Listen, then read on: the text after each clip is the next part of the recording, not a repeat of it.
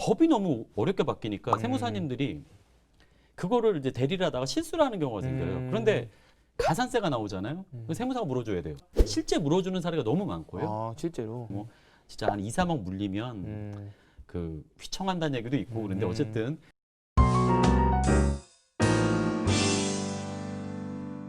먼저 양도소득세 계산하는 기본 구조가 어떻게 되는지 궁금합니다. 그 양도소득세라는 것은 이제 개인이 부동산 근데 또는 주식을 팔았을 때 그 차익이 생기면 매매 차익이 생기면 거기다가 이제 과세하는 세금이에요. 현행 양도소득세율이 이제 6%에서 최대 42%고요. 그 지방소득세가 이렇게 그 국세 10% 상당히 붙어요. 그래서 그 0.6에서 4.2가 붙어요. 그러면 총 세금은 이제 6.6에서 46.2 그렇게 이제 네네네. 붙게 되는 뭐 그런 개념이 됩니다. 나는 1주택자니까 괜찮겠지 하는 분들이 있습니다. 이런 분들이 또 이런 바뀌는 거 자세히 모르면 또 손해를 볼 수 있는데 몇 가지 좀 중요한 사항들을 좀 짚어주시죠.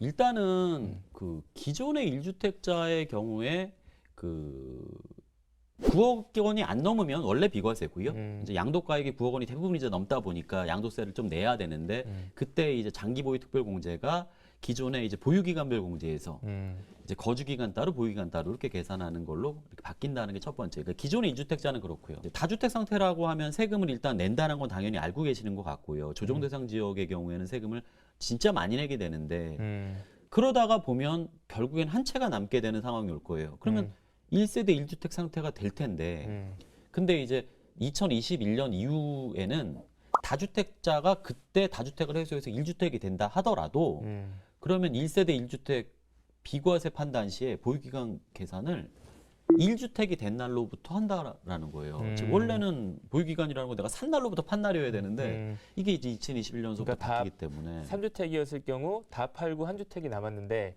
그 한 주택이 언제 사는 날 따라 상관없이 이제 내가 1주택이 된 순간부터 이제 2년을 계산한다고 보유를 해야지만 비과세 요건을 충족한 게다가 그것이 이제 뭐 거주 요건을 필요로 하는 지역이면 2년 거주를 해야지 되는 것까지가 포함이 돼 버리니까 상당히 이제 주의하실 사항이 되는 것이죠.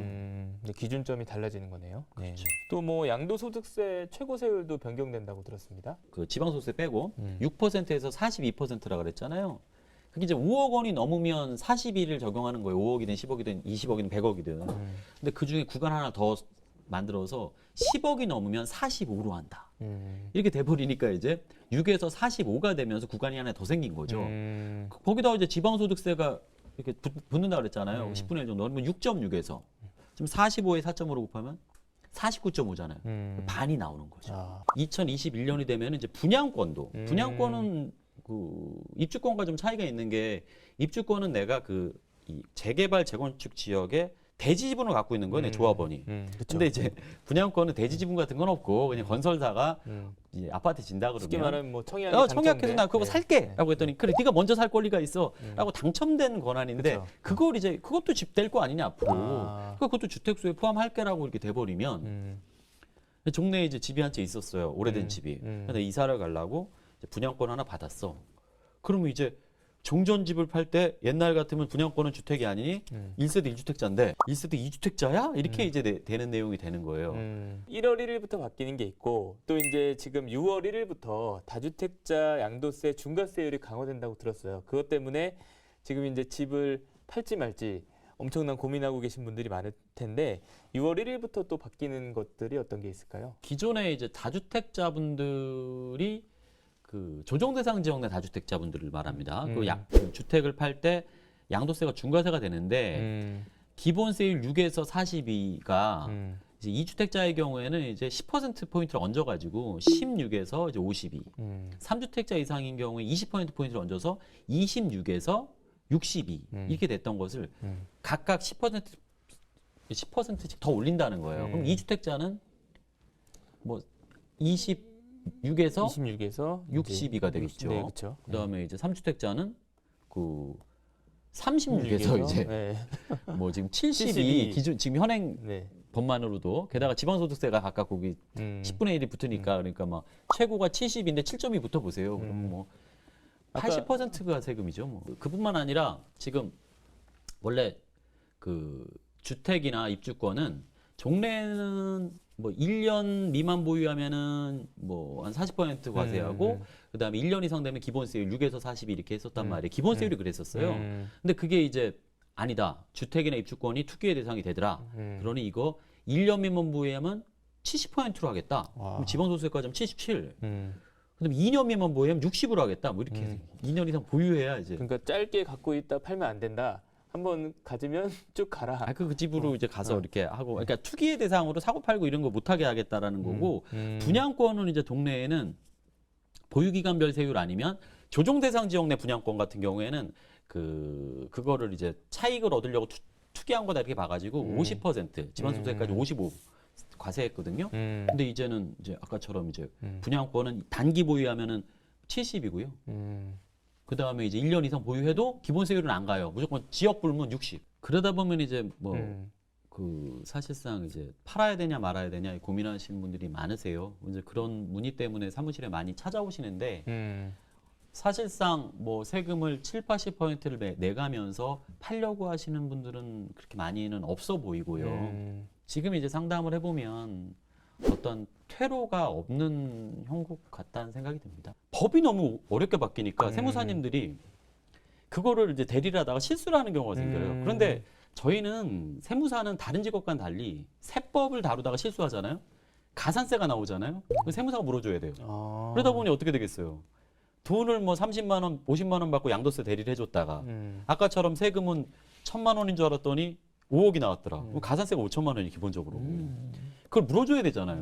그러다 보니까 실제 물어주는 사례가 너무 많고요. 실제로? 예, 그게 이제 저희들 보험 가입해서 그걸 이제 충당하기도 하는데 보험도 5천만 원까지밖에 안 나와요. 그러다 보니까 뭐 진짜 한 2, 3억 물리면 휘청한다는 얘기도 있고 그런데 어쨌든 그러다 보니 양도소득세를 포기하시는 세무사님들이 더 늘었는데 점점점 어려워지니까 포기하는 사람들이 점점 많아지는데 저는 사실은 그것 때문에 포기하시지 마시라고. 그래서 책도 내고 세무사님들한테 알려드리고 이제 그렇게 하고 있어요. 만약에 뭐 주택을 이제 매도하려는 다주택자가 있다면 또 어떤 주택을 먼저 파느냐, 또 이것 때문에 이걸로 이제 좀 절세 전략을 좀 세울 수도 있을 것 같은데 차익이 적은 것부터 일단 먼저 팔아서 차익이 적으니까 세금도 적을 거고 그럼 주택수를 줄여. 그렇게 해서 나중에 최종적으로 진짜 똘똘한 한 채 제일 비싸고 좋으면서 이제 갖고 있어도 보유세나 양도세 부담이 거의 없게 만들어질 수 있는 1세대 1주택 혜택을 누리는. 좋습니다. 하여튼 이런 질문 또 많이 받으실 것 같아요. 1가구 2주택자인데 이 보유세 부담이 큰 상황에서 집 한 채를 파는 게 나을까? 아니면 증여를 하는 게 나을까? 뭐 이거는 정책적인 걸 떠나서 세금을 뭐 10억 벌었는데 8억을 내라 뭐 이렇게 되면 사실상은 팔기는 어려울 거잖아요. 그러면 종부세 부담이 6천만 원인데 2천만 원까지만 돼도 뭐 이런 생각하실 거 아니에요. 그러면 이제 지금 종부세가 중과가 되는 것은 전국 3주택이나 조정대상 지역 내 2주택 이런 경우가 된단 말이에요. 그러면 이제 그거를 어떤 식으로 구성을 할 수 있냐면 조정대상 지역 내는 한 채, 그러면서 조정대상 지역 외에 한 채를 갖고 있는 식으로 남편은 구성을 하고, 그래서 사모님은 뭐 조정대상 지역 내 한 채, 그러면 이제 부부 합산으로 하는 게 아니에요. 인별로 이제 주택 수를 판단하거든요. 그러면서 조정대상 지역 내 이쪽도 2주택 안 갖고 있네, 이쪽도 조정대상 지역 내는 한 채네. 이렇게 되면은 종부세 부담이 이게 한 사람이 아까처럼 조정대상 지역 내 2채에다가 그 외에 한 채면 3주택자잖아요. 그게 안 될 수 있는 식으로 돼가지고 그런 경우에 이제 그 종부세 부담을 좀 줄일 수 있는, 그래서 증여얘기가 나올 수 있는 거고요. 그러니까 뭐 양도나 증여나 이제 고민하신 분들은 각 주택 가지고 계신 상황에 따라 다르기 때문에 꼭 그렇죠. 세무사분들의 그런 상담을 좀 받고 결정을 하시는 게 좋을 것 같습니다.